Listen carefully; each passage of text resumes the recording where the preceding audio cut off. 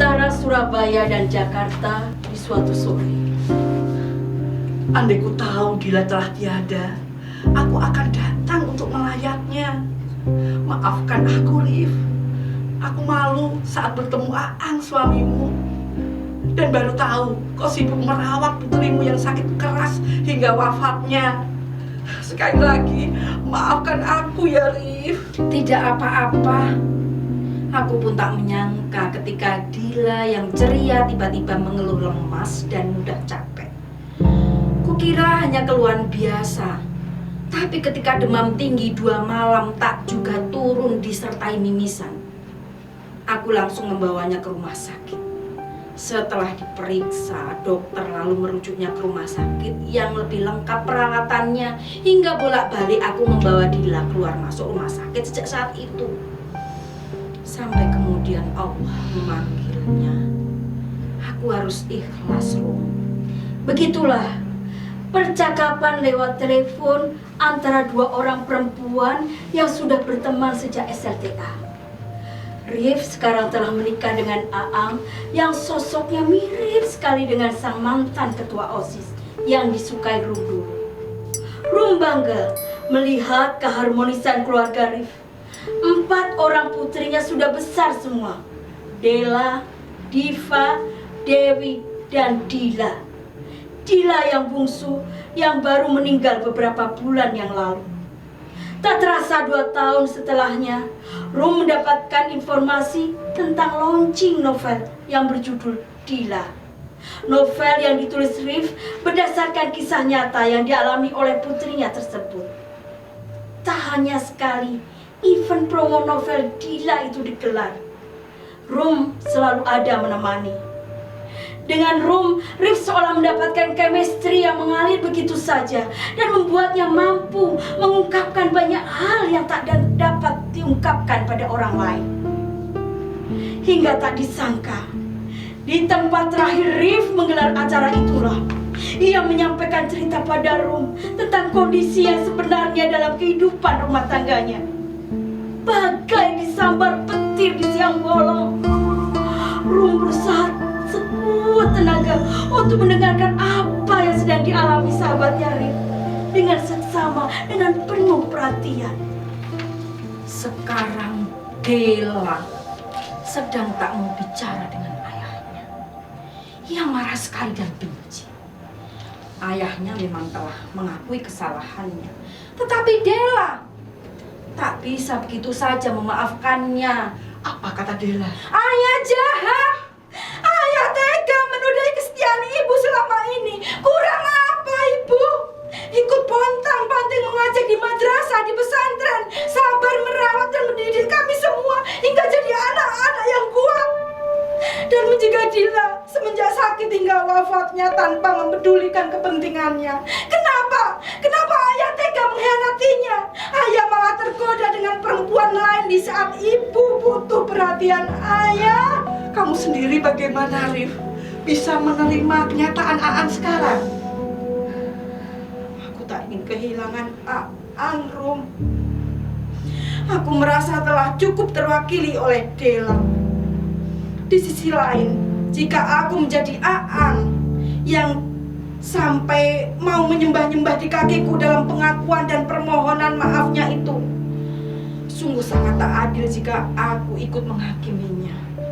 Memang hancur hatiku, tapi aku harus kuat dan sabar. Sejak kapan kau tahu itu, Rif? Seminggu sebelum pertemuan kita di Bekasi kemarin.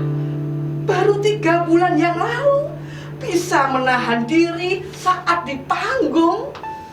Ya, aku mencoba untuk tegar di depan publik. Bisa, walau berat terasa. Perselingkuhan Aang sudah hampir setahun, aku baru tahu. Gila kan, Rom? Luar biasa, kamu bisa setegar itu. Terbuat dari apa hatimu, Rif? Tidak juga, Rom. Aku sudah melewati masa tersulitku saat Aang bersusah payah mengakui kesalahannya itu. Di suatu malam, saat hanya ada kami berdua di dalam kamar. Kami sempat bertengkar juga. Dalam pertengkaran sengit itu aku tanya, "Mengapa baru sekarang ngomong ini?"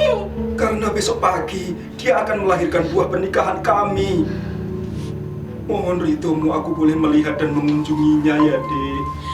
Apakah ini kesalahanku sebagai istrimu?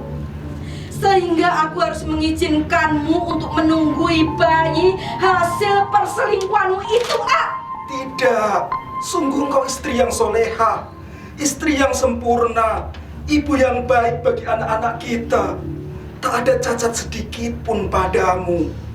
Sungguh semua ini semata karena diriku yang bodoh dan tergoda oleh omongan orang di luar sana. Bahwa seorang kiai harus punya istri lebih dari satu. Bahwa seorang kiai harus punya keturunan laki-laki. Bahwa seorang pemimpin harus mampu memimpin istri-istrinya yang tak hanya satu. Dan ini semua di luar perhitunganku, di luar nalarku, di luar kemampuanku. Demi Allah mohon ampunanmu. Engkau istri terbaikku. Jangan campakkan aku. Maafkanlah kehilafanku ini. Dan jika tamparan keras ke mukaku adalah kepuasan bagi dirimu, tamparlah aku, wahai istriku.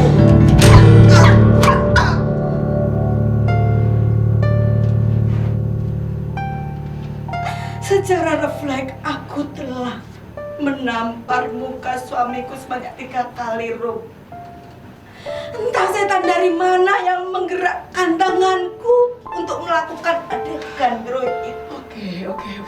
Kok izinkan akhirnya Aang menunggui kelahiran si buah hati dari perempuan lain itu, Rif? Ya, tak hanya kuizinkan, bahkan demi kemanusiaan ku temani proses kelahiran bayi laki-laki itu. Selamat, sehat, dan kini sudah sekitar sebulan usianya. Ya Allah, Rif, kuatkan hatimu. Allah akan balas dengan derajat kemuliaan darinya. Terima kasih, Rum. Kau selalu menguatkan hatiku yang nyaris rapuh. Entahlah, Aang sekarang sedang tak baik hubungannya dengan perempuan itu. Tapi semuanya telah terjadi, nasi telah menjadi bubur.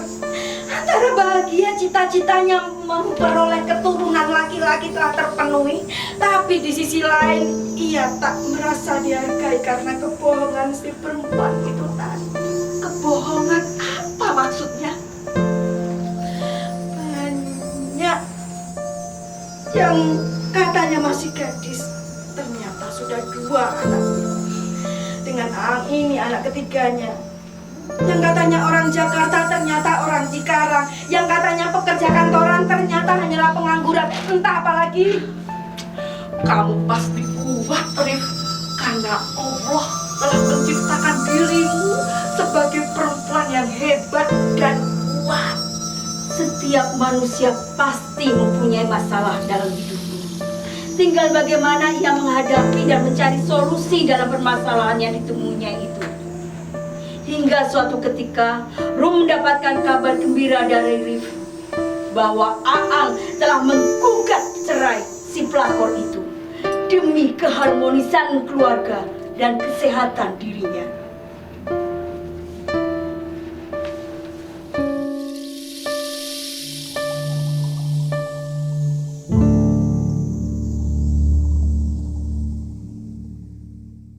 Mulutnya kian menganga sewaktu bercerita